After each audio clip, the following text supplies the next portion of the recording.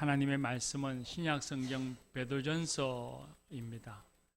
4장 12절에서 14절, 5장 6절에서 11절의 말씀입니다. 신약성경 382쪽에 있습니다.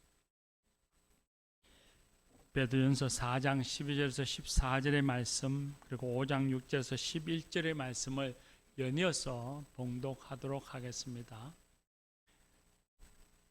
베드로전서 4장 12절 말씀입니다. 이것은 하나님의 말씀입니다. 이제 하나님의 말씀을 경청하겠습니다. 사랑하는 자들아, 너희를 연단하려고 오는 불시험을 이상한 일 당하는 것 같이 이상히 여기지 말고 오히려 너희가 그리스도의 고난에 참여하는 것으로 즐거워하라. 이는 그의 영광을 나타내실 때에 너희로 즐거워하고 기뻐하게 하려 함이라. 너희가 그리스도의 이름으로 치욕을 당하면 복 있는 자로다. 영광의 영 곧 하나님의 영이 너희 위에 계심이라. 그러므로 하나님의 능하신 손 아래에서 겸손하라. 때가 되면 너희를 높이시리라. 너희 염려를 다 주께 맡기라. 이는 그가 너희를 돌보심이라. 근신하라. 깨어라. 너희 대적마귀가 우는 사자같이 두루 다니며 삼킬 자를 찾나니 너희는 믿음을 굳건하게 하여 그를 대적하라. 이는 세상에 있는 너희 형제들도 동일한 고난을 당하는 줄을 알미라. 모든 은혜의 하나님 곧 그리스도 안에서 너희를 부르사 자기의 영원한 영광에 들어가게 하신 이가 잠깐 고난을 당한 너희를 친히 온전하게 하시며 굳건하게 하시며 강하게 하시며 털을 견고하게 하시리라. 권능이 세세무궁하도록 그에게 있을지어다. 아멘. 이 말씀으로 은혜 줍니다. 옆에 분들 한번 인사하시죠. 주님의 이름으로 사랑합니다. 축복합니다. 예. 할렐루야. 오늘 우리가 읽은 말씀 베드로전서 4장 말씀에 보면 베드로 사도가 사랑하는 자들아 너희는 이라고 했습니다. 이때 이 사랑하는 자 너희는 이라고 하는 너희는 기원후 1세기경 소아시아 지금의 투르키예 지역에 살고 있는 그리스도인들을 부르는 부름입니다. 베드로 사도가 그 시대에 교인들을 부르며 사랑하는 자들아 너희는 이라고 하나님의 말씀을 전하고 있죠. 그런데 동시에 이 부름은 오늘 말씀을 읽는 우리를 향한 하나님의 부름이기도 합니다. 하나님께서 우리를 보시면서 사랑하는 자들아 너희는 하시면서 오늘 우리에게 말씀을 전해 주십니다. 근데 그 말씀에 보면 12절에 불시험 당하는 것이라는데 이 불시험이라고 하는 것은 고난입니다. 고난 당하는 것을 이상히 여기지 말라. 당연하게 여기고 자연스럽게 받아들이라. 그렇게 말씀합니다. 그리고 그 다음에 보니까 또 고난이 와도 즐거워하라. 그렇게 말씀을 하시고 그 다음 말씀에 또 보면 고난이 오는데 그 고난을 당하는 사람을 보고 복 있는 자라. 그렇게 말씀하십니다. 고난, 한문으로 보면 괴로움과 어려움이란 뜻입니다. 근데 세상에 살아가면서 괴로움과 어려움이 찾아왔을 때 그걸 당연하게 받아들이며 심지어는 그걸 기뻐하고 즐거워하는 사람이 세상에 있을까요? 아무도 없을 겁니다. 그런데 하나님께서는 오늘 우리들에게 말씀하시기를 고난이 찾아와도 즐거워하라. 이상하게 여기지 말고 당연히 여겨라. 복 있는 사람이다. 말씀하십니다. 이 말씀을 왜 이렇게 하시는 것일까? 생각해 보게 됩니다. 성경에 나오는 초대교회의 성도들의 신앙생활은 그리 순탄하지 않았습니다. 예수님께서 부활승천하시고 난 후에 제자들의 공동체, 교회가 생겼습니다. 예수 믿는 사람이 그 공동체에 모여오기 시작했는데 근데 그때로부터 고난이 찾아옵니다. 예루살렘에서 스데반 집사가 예수님을 전하다가 사람들이 던진 돌에 맞아서 순교합니다. 그리고 예수님의 제자인 야고보는 헤롯 아그리빠의 칼에 의해 참수당합니다. 그런 고난으로부터 시작해서 기독교가 공인되어지는 313년까지 교회는 사람들로부터 혹은 권력을 가진 제국으로부터 조직적이고 체계적인 박해를 많이 당합니다. 특히 그 긴 세월 동안의 박해 가운데에 트라이아누스 황제, 우리는 트라이안이라고 하는 그 황제 때의 박해는 아주 끔찍했습니다. 그리스도인들을 산채로 소금에 절여서 죽이기도 하고 거리에 있는 나무에다가 매달아서 죽이기도 하고 심지어는 밤새도록 이 불에 태워서 등불처럼 그렇게 태워서 죽이기도 했습니다. 사진을 그림을 구하긴 했으나 끔찍해서 보여드리지를 못합니다.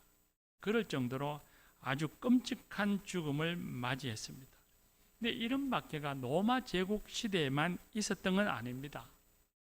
기독교 역사를 보면 복음이 전파되어지는 곳에는 반드시 박해가 있었습니다. 우리나라도 예외는 아닙니다. 우리나라의 복음이 처음 들어진 건 가톨릭에 의해서부터 먼저 복음이 전해졌습니다. 서울 양화대교 아래에 보면 절두산이라고 하는 언덕이 있습니다. 그리고 그 언덕은 개신교가 흔히 성지순례로 여기는 성교사 기념묘지와 가까이 붙어 있습니다. 1866년에 프랑스 함대가 양화진까지 진격한 병인 양요로 인해서 당시에 권력을 쥐고 있던 흥성대원군이 양위로 더럽혀진 한강은 피로 씻어야 한다면서 가톨릭 신자들을 마구잡이로 잡아서 그 한강 산봉우리에서 참수했습니다. 그때 죽은 사람이 어림잡아 1만 명 가까이 된다고 합니다. 그래서 그 산봉우리 이름을 절두산, 머리가 절단되어지는 산이라 해서 절두산이라고 부릅니다. 개신교도 마찬가지입니다. 유교가 생활의 종교로 자리 잡은 시대에 조상 제사를 거부하는 사람은 인간이 아니라고 해서 예수 믿는 사람들은 그 마을 공동 운물을 사용하지 못했습니다. 집에 누가 죽어나가도 마을 공동 묘지를 사용할 수가 없었습니다. 그리고 집단 폭행을 당해야만 했고 경제적인 불이익을 당해야만 했습니다. 우리나라만 그런 것이 아닙니다. 오늘날에도 지금 이 21세기에도 세계 여러 곳에서 기독교인들은 고난을 당하며 살고 있습니다. 우리와 가까이 붙어 있는 북한은 물론이거니와 저 멀리 아프리카의 나이지리아, 또 우리 가까이 있는 중국, 이란과 같은 중동 지역 국가들, 그런 지역엔 예수를 믿음으로 온다는 이유로 강제로 이혼을 당하기도 하고 직장에서 쫓겨나가기도 하고 체포 구금되어지기도 하고 폭력당하기도 하고 심지어 명예살인이라는 이름으로 살해당하기도 합니다. 교우 여러분, 세계 곳곳에서 예수 믿는다는 이유로 박해받고 있는, 고난받고 있는 믿음의 형제들을 위해서 기도하는 우리가 되십시다. 그럼 오늘날 우리는 어떨까 생각해 봅니다. 우리는 그러면 삶에 고난이 없는가, 신앙인으로서 고난이 없는가 생각해 봅니다. 우리 신앙의 자유가 있습니다. 오늘 혹시 교회 오시는데 교회 온다는 이유로 누군가가 조롱하거나 때리려고 하거나 구금하거나 하신 건 없으시죠? 신앙의 자유가 있어서 감금이나 폭력과 같은 물리적인 고난은 박해는 없을 겁니다. 그러나 우리에게도 역시 고난이 있습니다. 어떤 고난이 있는가를 살펴보기 전에 먼저 꼭 우리가 이해해야 할 것이 있습니다. 성경에서의 고난, 우리는 성경에 보면 고난의 이야기가 많이 나옵니다. 근데 그 성경에서의 고난은 우리의 잘못이나 욕심에 의해서 일어난 나쁜 결과들을 두고 고난이라고 말하지 않습니다. 우리가 원하는 것이 있었는데 그 원하는 것을 이루지 못하고 이루어지지 않았다는 이유로 인해서 그 상황을, 그 결과를 고난이라고 말하지 않는다는 것입니다. 예를 들면 과도한 집착과 욕설로 인해서 주변의 사람들이 자신을 멀리 할 때에 그 멀리함을 우리는 고난이라고 성경은 말하지 않는다는 겁니다. 그런 것을 고난이라고 여기면 자신을 살펴서 성숙해질 수 있는 기회를 스스로 박탈하는 어리석음에 빠지게 됩니다. 성경에서의 고난은 믿음으로 인한 고난입니다. 예수 그리스도를 따름으로 인해 생기는 고난입니다. 십자가를 지고 가면서 생기는 고난입니다. 가치관의 충돌, 일상적인 선택의 기로에서 마주치는 교묘한, 확 드러나서 교회 가면 안 돼. 오히려 그러면 박해인 줄 아는데 그렇게 되어놓고 하지 않으니, 드러내놓고 하지 않으니 이건 우리가 분별하지 않으면 제대로 판단할 수 없는 아주 교묘한 형태로 나타나는 어려움과 고통입니다. 현대사회는 성공, 무한 경쟁, 물질 만능주의를 추구하고 그런 삶을 당연하게 여깁니다. 이런 시대 정신 속에서 그리스도인들이 정직, 양보, 온유, 겸손, 섬김, 나눔과 같은 성경에서 가르쳐 주신 예수 그리스도의 가르침, 성경적인 가치, 믿음의 삶, 이걸 지키고자 할 때에 현실적인 손해가 생깁니다. 편법이나 거짓말, 접대문화, 비자금 조성, 편가르기, 흔히 관행이라는 이름으로 행해지는 부정일을 거부할 때 찾아오는 회사에서의 진급 누락, 따돌림, 소외 등을 우리는 경험하기도 합니다. 유흥이나 음란한 문화 등에 동참하지 않았다는 이유로 은근히 따돌림을 당하거나 소외되는 외로움을 경험하기도 하죠. 요즘 우리 시대는 또한 다양성의 시대에 살고 있습니다. 모든 것이 진리라고 생각합니다. 내가 옳다고 생각하는 거 있으면 저 사람이 생각하는 것도 옳다고 여기며 사는 시대가 오늘 우리가 사는 시대입니다. 절대적 진리라고 하는 것이 없다고 여기는 시대죠. 그런데 그리스도인들은 오직 예수만이 진리입니다라는 절대적인 진리를 추구하고 절대적인 진리를 주장하고 살아갑니다. 그런 그리스도인된 우리를 향해서 세상은 고리타분하다고 말하거나 독선적인 사람으로 취급하기도 합니다. 그뿐만 아니라 교회의 허물이나 단점을 덜추어내기도 합니다.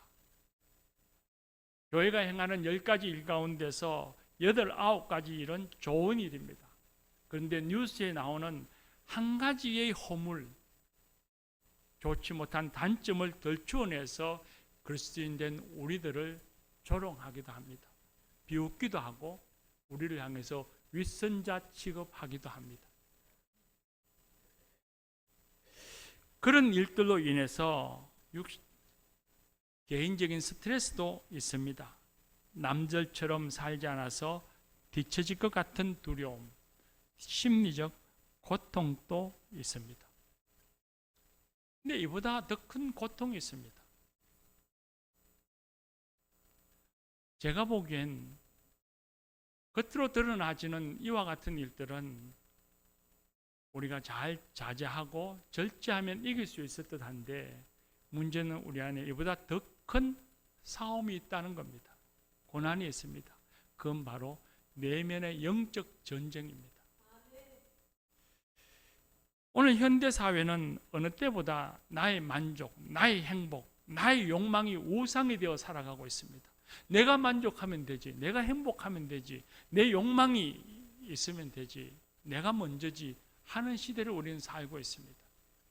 이런 때에 신앙인은 스스로의 내면에 있는 욕망을 죽이고 나눔과 섬김, 경건과 절제의 삶을 살아가기 위해서 스스로를 성찰하고 살피고 스스로의 욕망을 걷어내는 아픔을 우리는 겪어야 합니다. 우리가 그리스도인이지만 우리 안에 여전히 상존하는 미움과 분노, 시기와 질투, 엄난과 방탕, 거짓된 욕망, 우월감과 열등감, 수시로 우리를 찾아와서 괴롭히기도 합니다. 그런 것들과 맞서서, 그런 수많은 죄악들과의 싸움과 맞서서 우리는 이겨야만 하는 고통이 있습니다. 자기를 부인하는 고난이 있습니다. 교우 여러분, 그리스도인들이 세상과 똑같이 살면, 안 믿는 사람들과 똑같은 방식으로 살아가고 아무것도 죄의식 없이 편안하게 살아가면 아무런 고난이 없습니다. 어려움도 없고 괴로움도 없습니다. 그러나 예수님 때문에 다르게 살려다고 보니, 그래도 내가 믿는 사람인데, 그래도 내가 명색이 그리스도인인데, 그래도 저런 죄는 짓지 말고 살아야지, 그래도 내가 좀 경건하게 살고 거룩하게 살아야지 라고 생각해서 다르게 살려다 보니 스스로 자청하게 되어지는 불편함과 외로움, 괴로움과 슬픔이 있습니다. 그래서 기독교인들에겐 고난은 선택이 아니라 필수입니다. 자신이 정말 그리스도인이라고 고백하는 사람이라면 크나 적으나, 많으나 적으나 반드시 겪게 되어지는 삶에서 부딪히고 마주치는 것이 바로 고난이라는 것입니다. 고난이 오는 것을 이상하게 여길 필요가 없습니다. 그리스도인에게 믿음으로 인한 고난은 필수입니다. 당연하게 여겨야 합니다. 오히려 자신이 그리스도인이라고 말하면서 내가 아무개교회 교인입니다, 집사입니다, 권사입니다 라고 말은 하면서 믿음으로 인한 신앙생활, 그 생활 가운데에 불편함도 없고 어려움도 없고 모든 것이 자연스럽다고 생각한다면 자신의 신앙생활을 한번 좀 돌아봐야 합니다. 내가 정말 그리스도인답게 잘 살고 있는지를 말입니다.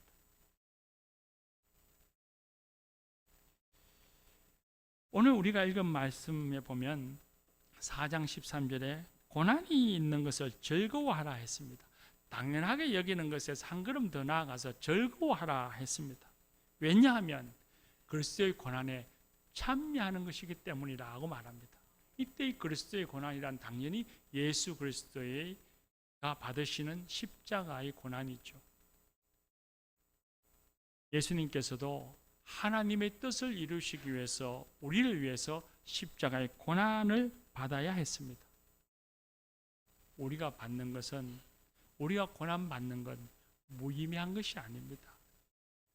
예수님이 십자가에 당하신 것처럼 하나님의 뜻을 이루기 위해서 우리가 그리스도의 고난에 동참하는 것이고 예수 그리스도와 하나 되는 것입니다. 그러니 고난이 오면 그걸 기뻐하고 즐거워해야 한다 말씀하고 있습니다. 바울 사도는 그렇게 이야기합니다. 고난을 받으면서 이제 자신이 그리스도인이 되었음을 증명하는 것이요, 내가 예수님 때문에 죽는 것도 즐겁다 라고 말했습니다. 고난은 우리가 그리스도인이 되었음을, 예수님과 하나 되었음을 증명하는 것입니다. 당신이 그리스도인인지 어떻게 실천을 알 수 있습니까? 당신이 그리스도인임을 나에게 증명해 보십시오 라고 할 때에 아무개여 나에게 이런 고통이 있습니다 라고 말하는 것, 그것이야말로 내가 그리스도인 된 증거인 것입니다. 여러분, 우리에게 그런 증거가 있습니까? 우리의 삶이 진실로 의미 있는 삶임을 증명하는 것은 바로 우리가 믿음으로 당하는 고난이 있기 때문입니다. 믿음을 믿는 고난은 우리가 살아가는 삶이 그저 세상과 똑같은 삶이 아니라 하나님 보시기에 의미 있는 삶임을 증명하는 것입니다. 그렇다고 해서 교만해서는 안 됩니다. 나에게는 증거가 있습니다 라고 해서 교만하게 살 것이 아닙니다. 오늘 우리가 읽은 말씀 5장 6절 말씀이면 하나님의 능하신 손 안에서 겸손하라 했습니다. 우리는 겸손해야 합니다. 겸손하게 부지런히 주의 길을 따라가면 하나님이 우리를 높이실 것입니다. 14절 말씀에는 고난받는 자에게 복을 선언합니다. 복 있는 자로다 했습니다. 예수님께서 마태복음 5장의 팔복을 선언하는 8번째 복과 유사합니다. 그때 말씀하시기를 나로 말미암아 너희를 욕하고 박해하고 거짓으로 너희를 거슬러 악한 말을 할 때 너희는 복이 있도다 했습니다. 그 말씀과 아주 유사한 말씀이죠. 특히 오늘 말씀에서는 미래에 받을 복을 이야기하는 것이 아닙니다. 너희가 복 있는 자다. 고난받는 자 너희는 복 있는 자다. 왜 그렇습니까? 하나님의 영광의 영이 지금 너희와 함께 계시기 때문이라 말씀합니다. 우리가 고난받으며 살아가는 그 길 힘들지만 그 길에 혼자 있는 것 아닙니다. 바로 성령 하나님께서 지금 우리와 함께 계십니다. 우리와 함께 계셔서 우리를 도우시고 우리를 영광의 길로 인도하십니다. 그러니 어려움이 오더라도 두려워하지 말고 모든 염려를 주께 맡겨야 합니다. 우리가 읽은 말씀 5장 7절 말씀에 너희 염려를 다 주께 맡기라 이는 그가 너희를 돌보심이라 했습니다. 고난이 찾아오면 내 삶이 파괴되지 않을까, 내 가정이 허물어지지 않을까 우리는 염려합니다. 그 염려가 우리를 꽉 쪼아매면 주님의 길을 따라가기가 쉽지 않습니다. 그런데 그 염려를 다 주님께 맡기라 했습니다. 맡기면 성령님께서 함께 하시는 성령님께서 우리를 도우시며 우리를 이기게 하실 것입니다. 많은 믿음의 성도들이 고난이 찾아오면 주님이라면 어떻게 하실까? 내가 왜 예수를 믿는가? 그런 걸 생각하지 않습니다. 우리가 찬송 부른 것처럼 주님의 십자가의 손못자국을 만지지 않는다는 말입니다. 어려움이 오면 주님이라면 어떻게 하실까? 내가 왜 예수를 믿는지를 생각해보고 주님을 바라봐야 합니다. 주님을 바라보지 아니하고 자꾸만 그 어려움 그 자체, 고난 그 자체만을 바라보고 신음하고 염려하고 걱정하고 거기에 매여 있을 때가 많이 있습니다. 우리는 어려움이 오고 고난이 올 때에 주님을 바라봐야 합니다. 우리 찬송 부른 것처럼 주님의 손못자국을 만져야 합니다. 바울사도는 그렇게 이야기합니다.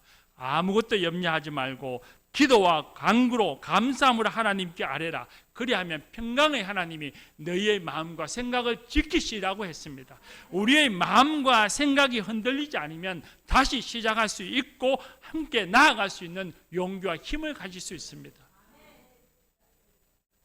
우리의 염려는 주님께 맡기십시다.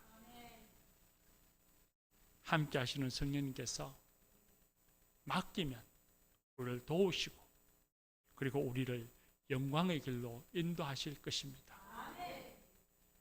교우 여러분, 사탄은 우리를 끊임없이 믿음에서 넘어지려고 합니다. 교회를 떠나게 하는 것이 아니라 교회를 잘 다니게 하면서도 고난 없는 명목상의 그리스도인으로 남아있게 합니다. 교회를 다닙니다. 주일 예배도 참석합니다. 그런데 세상에 나가서는 그리스도인인지 비그리스도인인지 전혀 구분 없이 편안하게 살게 합니다. 그것이 사탄이 우리를 향한 유혹이고 공격입니다. 교회는 다니니 주일 예배는 참석하니 그 사람 참 대단한 성도다 라고 사람들은 그렇게 이야기하겠지만 하나님과 자신은 아는 겁니다. 우리가 그런 사탄의 유혹, 시련에 굳게 맞서야 합니다. 믿음에 굳게 서서 한치도 흔들리지 말고 믿음에 굳게 서서 굳건하게 서서 사탄의 유혹과 시련에 맞서 나가야 합니다. 믿음에 굳게 서 살아가고 있는지 자신을 살펴보아야 합니다. 근신하고 깨어 있어야 합니다. 오늘 우리가 읽은 말씀에 분명히 주님이 우리에게 말씀하셨습니다. 근신하라, 깨어 있어라 하셨습니다. 주님의 뜻에 따라서 살고 있지는 않는지, 혹 내게 부족함이 있지는 않은지, 바른 길, 온전한 길, 주님이 가르치신 길로 나아가려고 노력해야 합니다. 물에 물 탄 듯, 술에 술 탄 듯, 이것도 좋고 저것도 좋고 이래도 되고 저래도 되고, 적당히 타협하고 적당히 손을 잡고 살아서는 안 됩니다. 어려움이 있지만 참과 거짓을 분별하여 거짓을 멀리해야 합니다. 근신하고 깨어서 분별해야 합니다. 하나님의 말씀으로 분별해서 서야 할 자리, 앉아 있어야 할 자리, 나아가야 할 자리, 멈춰야 할 자리를 알아야 합니다. 그렇지 않으면 고난을 피하려고 하다가 정말 큰 잘못을 범하기 쉽고 자존감에 큰 상처를 남기게 되고 그리스도인이라고 하는 고귀한 정체성에 회의를 가져올지도 모릅니다. 고난은 혼자서 겪는 것이 아닙니다. 나 혼자만 이 믿음의 고난을 겪는 것이 아닙니다. 우리 여기에 있는 모두가 다 얼마간의 경중은 있을지 모르지만 우리는 다 똑같이 주님의 사람으로서 고난을 겪고 있습니다. 두려워하지 말고 서로를 격려하고 위로하고 중보기도 하며 당당하게 맞서야 합니다. 죽음을 이기고 부활하신 주님처럼 우리도 반드시 이 고난을 이기고 승리하게 될 것입니다. 영광의 면류관을 받게 될 것입니다. 사랑하는 교회 여러분, 오늘 우리에게 주신 말씀 5장 10절 말씀을 한번 보십시오. 영광의 면류관을 받게 될 것이고 오늘 우리의 삶이 든든해지리라고 하는 것은 그저 목사의 말이 아닙니다. 주님이 우리에게 해주신 약속입니다. 모든 은혜의 하나님 곧 그리스도 안에서 너희를 부르사 자기의 영원한 영광에 들어가게 하시니 곧 하나님이시죠. 바로 그 하나님께서 고난당한 너희를 친히 온전하게 하시며 회복시키시며 굳건하게 하시며 강하게 하시며 털을 견고하게 하시라 했습니다. 고난이 오지만 그 고난 가운데서도 당당하게 맞서 믿음을 잊지 않고 믿음에 굳게 서서 살아간다면 하나님께서 지금 오늘 이 자리, 이 삶의 자리에서 우리의 이그러짐을 회복시켜 주시고 강하게 하시고 굳건하게 하시며 우리의 삶의 터전을 더욱 견고하게 해 주실 것입니다. 우리의 가정, 우리 교회, 우리 직장, 우리가 속한 공동체를 더욱 견고하게 해 주실 것입니다. 하나님께서는 우리가 성숙한 그리스도인으로 살아가시기를 기뻐하시고 오늘 또 우리가 그런 그리스도인이 되도록 은혜를 베푸십니다. 이 사실을, 이 진리를 믿고서 고난이 올지라도 감사하고 즐거워하며 하나님의 사람으로 당당하게 살아가는 그런 저와 여러분 되십시다. 기도합시다.